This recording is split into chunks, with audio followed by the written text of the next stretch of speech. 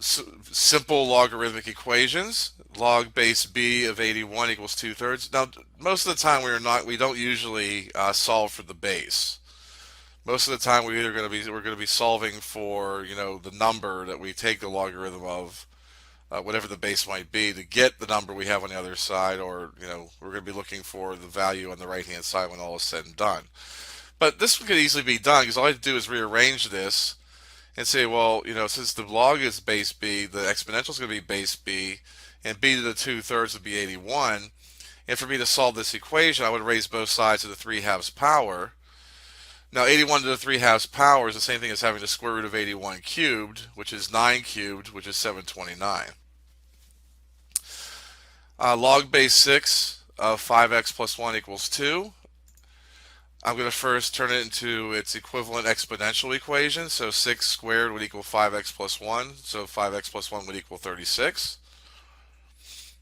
Subtract 1 from both sides and divide both sides by 5. I get x equals 7.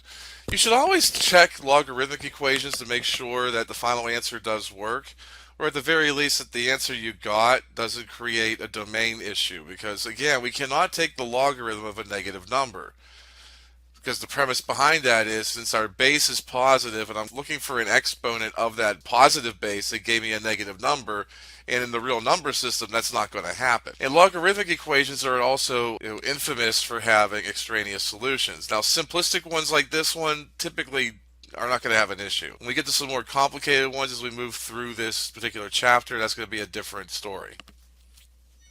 The last equation here, 100 to the x power plus 10 to the x equals 10,100.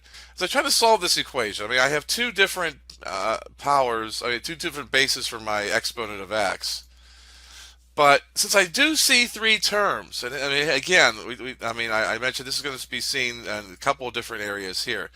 If I have an equation, I'm asked to solve it, and I see three separate terms or three separate groupings combined on both sides of the equation, I'm going to treat it as if it were quadratic and try to see if I can find a way of making it a quadratic equation. So for instance here, if I let a equal 10 to the x power, that means that a squared would be 10x squared, which is 10 to the 2x power, which is 10 squared to the x power, which is 100 to the x power.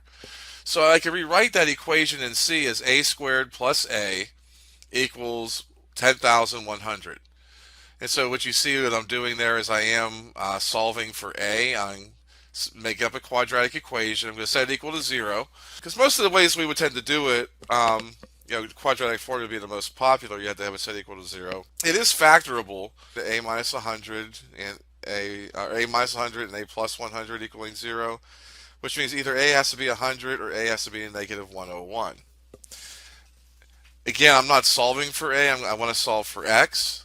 So either 10 to the x power equals 100, or 10 to the x power equals, and the negative somehow got missing there, should equal a negative 101. Well, when I go through this, because, 10 squared is 100. That one's kind of straightforward and easy. 10 to what power is going to give me a negative 101? Well, there's no real number power of x that's going to give me a negative anything when I raise it to a power. That would be something that's not a solution, so x equals 2 is the one and only solution.